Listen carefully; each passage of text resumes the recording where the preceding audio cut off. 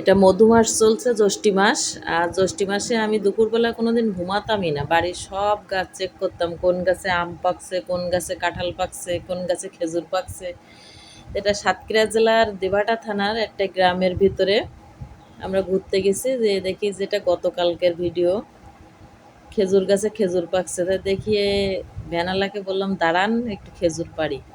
তো পাকা খেজুর অনেকক্ষণ খুঁজলাম, খুঁজে খুঁজে একটা পাকা খেজুর পাইছি, আর ওগুলো এখনও পাকেনি। তারপর কাঁচা ছিঁড়ে নিয়ে আসছি, দেখি বাসায় নিয়ে আসলে পাকে কিনা। আর গাছটা একটু উঁচা, আমি পারতে পারিনি, আর হাতে তো লাঠি টাঠি কিছু ছিল না। কিন্তু খেজুর গাছটা দেখে ছোটবেলার কথা মনে পড়ে গেল, এই জন্য এখানে দাঁড় করালাম। কিন্তু বহুত চেষ্টা করলাম, চেষ্টা করে করে খুঁজে খুঁজে একটা খেজুর পাইছি। সেই খেজুরটা এখন এই যে পেড়ে এখন খাবো। একটা খেজুর পাইছি, আর কাঁচা খেজুর অনেকগুলো ছিঁড়ে নিয়ে আসছি। এটা কিন্তু রাস্তার গাছ,